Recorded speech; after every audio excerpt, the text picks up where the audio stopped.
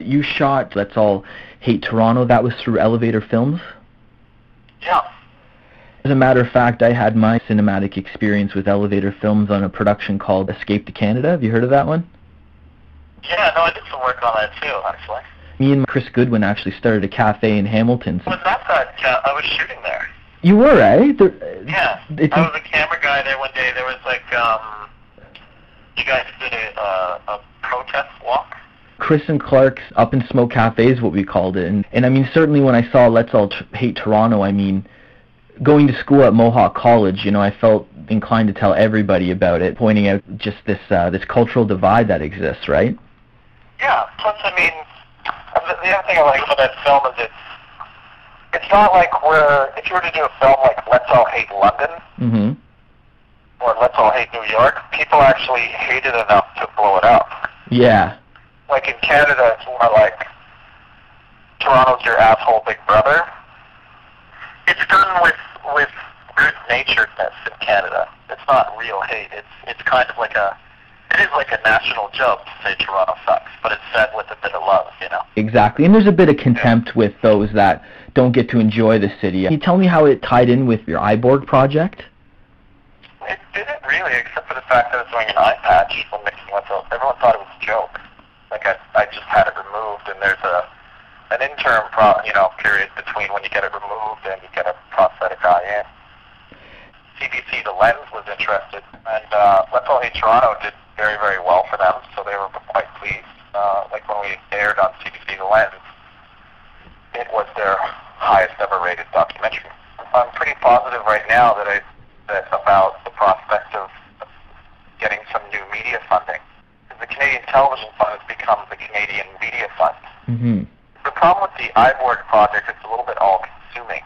Like, it's not easy making a wireless video camera, so I really had to, in the past year, I've basically done corporate videos to make money, and I've spent a lot of it on doing like a world-class engineering project. So I'm finally at the stage now where the eye works. Holding on to the shot of the eye working and have a lot of ideas about how to make it an interactive experience. And how does the augmented reality, how's that going to tie in? Well, there's kind of two stages for the way I'm going to roll out the eyes. I'm going to create an Eyeborg app. It can go on a smartphone, like a, iPhone, for example. So when you look at the screen on your iPhone, you'll see what I'm seeing, including blinking and glancing around and what have you. So one idea, for example, to make it interactive is I'm going to probably partner with a company called Ustream, and that's a company that Ashton Kutcher, for example, uses a lot. Like if he's backstage at Saturday Night Live, he turns on his iPhone video camera and broadcasts live to Ustream.tv. But there's also a Twitter stream so that people can communicate with him while he's filming. And give him instructions to do hilarious things. Right. And so he's Ashton Kutcher, so he doesn't have to do much. I mean, the fact that he's backstage at Saturday Night Live and he's Ashton Kutcher, he doesn't really have to be that creative at this point. Mm-hmm. But for me, for example, one thing I might do is I still wear an eye patch because I'm a one-eyed dude, and I just don't care about trying to look normal. And so if I switch the eye patch to my good eye, all of a sudden I'm effectively blind. Mm-hmm. Who's going to see for me? It's going to be the audience. And this is a classic case of interactive dramatic irony. It's no dramatic irony. It's like, for example, if you're watching a horror film and you're like, oh no, don't go in the basement, don't go in the basement, there's like an evil guy down there. It's when the audience knows something that you don't. And it's one of the most original, compelling reasons to get somebody interested in something dramatic. And almost like a choose-your-own-adventure kind of effect. Right. So it was kind of depressing. I went to the last film I thought I might see was Pink Panther with Steve Martin, which sucked. I thought, oh my God, this is the last movie I see. So with the Eyeborg app, I've switched the eye patch. You're seeing what I see. You have the ability to Twitter communicate with me, and I'll also set up an audio channel. And you're basically looking through the eye of somebody who's blind.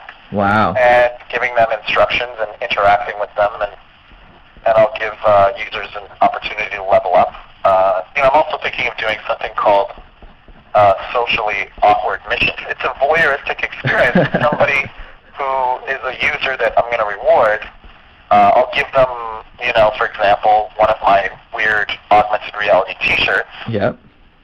Which is teasing people about the future of how I'm going to bring augmented reality in. Yeah. But then they'll be able to sort of give me instructions, not unlike the David Letterman thing where he used to send a guy out that had a video camera. Oh, sure, yeah.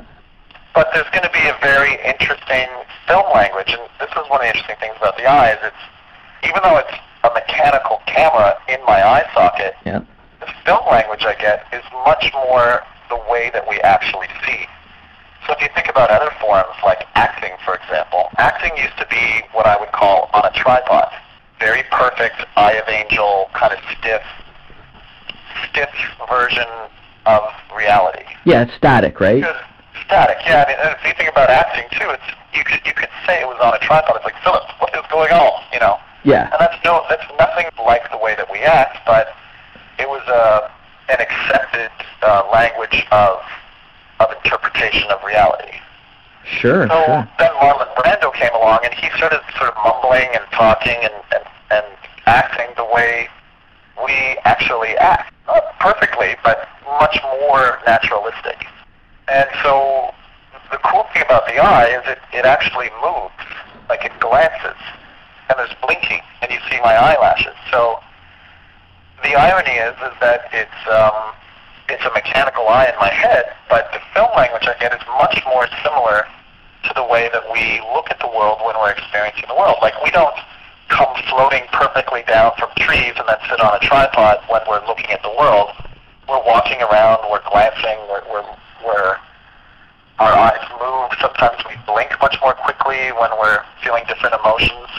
The other great thing for me is I'll be able to achieve something really magical, I think, which is direct pupil-to-pupil eye contact, which is something that other documentary makers have been leaning towards. Instead of the classic shot of a guy talking to somebody off camera with 3 lights and a camera crew in front of him, I'll have somebody that I don't necessarily have to tell them I'm wearing a camera eye, because I can paint it like my own.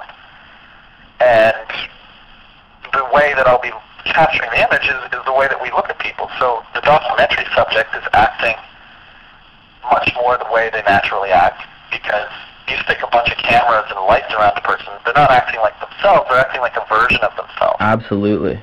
So on both ends of the documentary formula, the subject and the interviewer, and the way the subject looks directly into my pupil, it's much more like an actual conversation that you have with somebody and re-experiencing that reality. It's much more sincere. Yeah, unless, you also have to put in, personality. Like, it's some documentary makers are very good at getting a sincere reaction. It's kind of dependent on me and my interviewing skills, because I can be very insincere. But, so can people when they're interacting with people in reality. Absolutely. And is this a 1080p picture? Like? Oh, no way. No, we hardly. No. It's lo-fi. It's like same quality as, like, let's say last year's low-end Nokia video camera. The aesthetic you get, oddly, is very similar. If you watch the first Terminator, there's a certain aesthetic and quality to the video that Terminator gets. That they show you in the film. You understand, oh, this is Terminator's point of view right now. Yeah, the POV cam. Yeah, and so it's kind of like that. There's actually a filter in Final Cut Pro people use now to take footage that's too high in quality, and you add this filter to it so that in film language terms you understand, oh, this is like a slightly lower quality video that fizzles once in a while, like, and people immediately understand, oh, this is some sort of 80s version of a post-apocalyptic point of view.